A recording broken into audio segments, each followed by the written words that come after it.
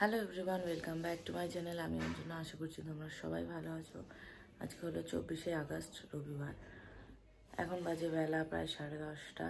আমি এখন জামা কাপড় গোছাচ্ছি। যেহেতু আকাশের অবস্থা ভালো না, তো বেশি কাচতে দিতেও পারছি না। অল্পই কাচতে দিয়েছিলাম পরশুদিন, সেটা দুদিন ধরে শুকিয়েছে। তো এখনও জামা কাপড় প্রচুর রয়েছে, লাট হয়ে রয়েছে সব। আর এখন টিফিন করা হয়ে গেছে, করেছি চাউমিন। তো চলো এখন সারাদিন কী কী করি তোমাদের সাথে শেয়ার করব। মা এখন কচু শাক কাটছে, হয়তো রান্না হবে, বা দেখি চিংড়ি মাছ পাঠাই কিনা। যদি না পাঠাই তো ফ্রিজে রেখে দেবো, দেখা যাক কী হয়। তো চলো এখন কাজ করে নিই। হয়তো বেশি বড় তো এক এক হাত না, একটা বাড়ি যাবে।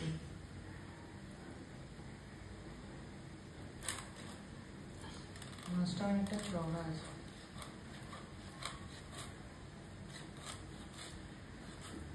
বড় করে সমান ভালো না। বাপরে বাপ, এটা সব থেকে বড় হচ্ছে।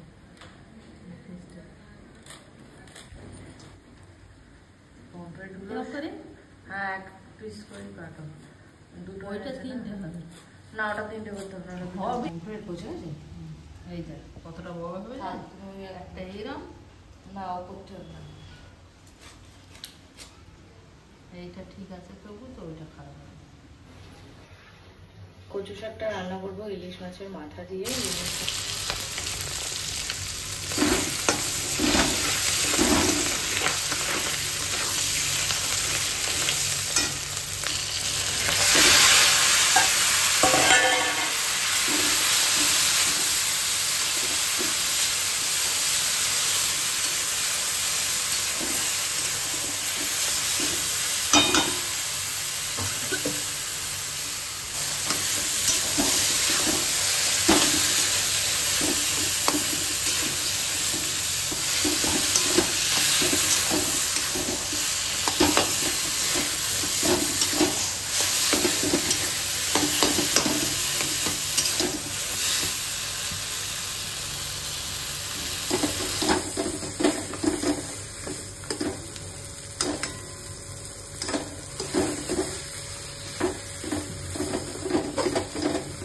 কচু শাক রান্না প্রায় হয়ে গেছে, আর এখানে মাংস দিয়ে রেখেছি।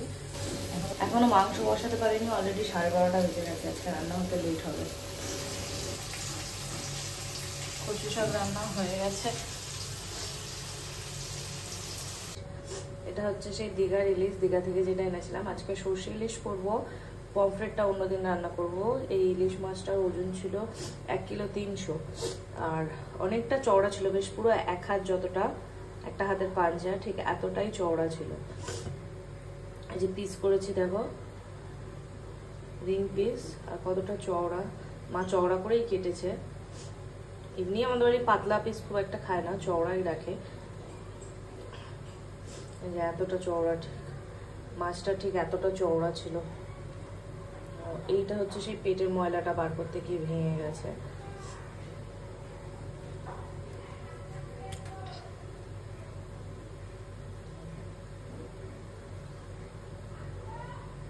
তো এটা এখন ভাপা করব। আর এখন হচ্ছে মাংস, আলু ভেজে রেখেছি, এখন পেঁয়াজটা ভাজা হচ্ছে।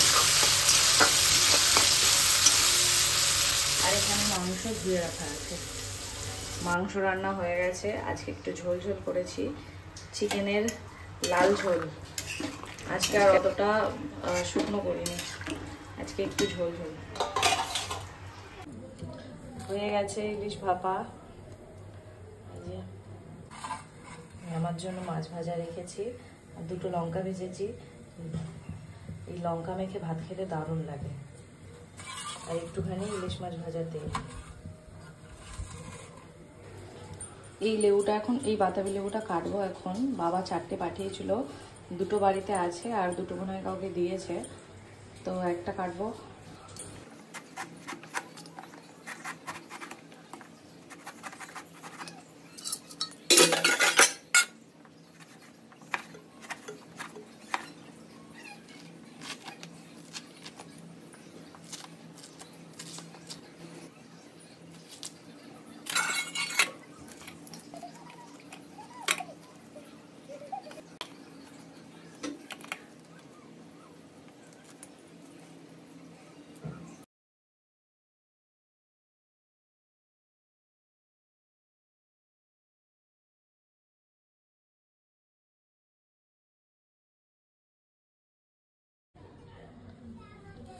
বাতাবি লেবু ছাড়িয়েছি, এবার একটু নুন আর চিনি দিয়ে খাবো, ভালো লাগে তাহলে।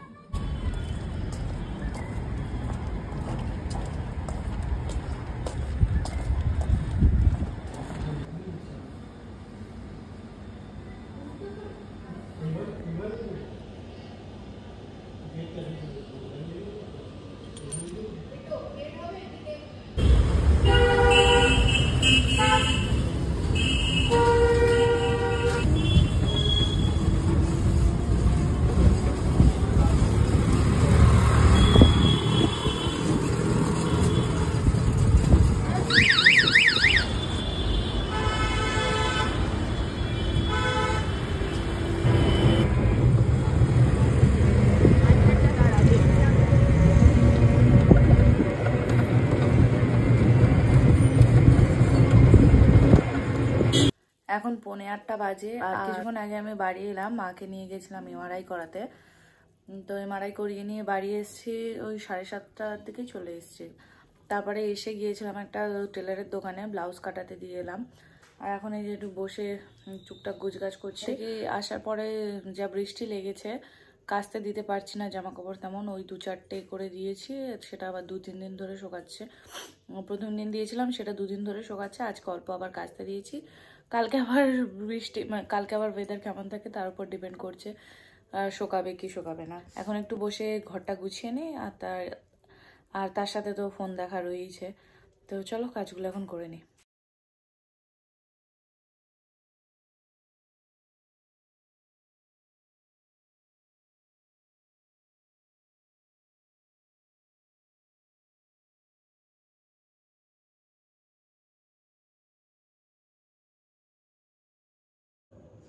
তো এখন বাজে রাত 11:30, আমাদের খাওয়া দাওয়া কমপ্লিট। এখন একটু তাড়াতাড়ি খেয়ে দিয়ে নিই, কারণ অভ্যাস করছি একটু তাড়াতাড়ি খাওয়ার, কারণ সৌরভেরও গ্যাস অম্বলের সমস্যা যেহেতু, আর আমার তো আমার তো হতোই, ওই জন্য আমি তাড়াতাড়ি খেয়ে নিতাম। আর সৌরভেরও এখন গ্যাস অম্বলের সমস্যা হয় বলে ওকে আমি এই বুদ্ধিটা দিয়েছি যে সৌরভ তাড়াতাড়ি খা, দেখবি আর শরীর খারাপ করবে না, গ্যাস অম্বল হবে না। তো ও তাড়াতাড়ি খেয়ে দেখেছে যে হ্যাঁ গ্যাস অম্বল অতটা হচ্ছে না, তো সেই থেকে ও আমার কথাটা শোনে, এই কথাটাই শোনে শুধু, যে তাড়াতাড়ি খাওয়া দাওয়াটা করে নেয়। তো যাই হোক, ব্লগটা আমি এখানেই শেষ করছি। সবাই ভালো থেকো, সুস্থ থেকো, গুড নাইট।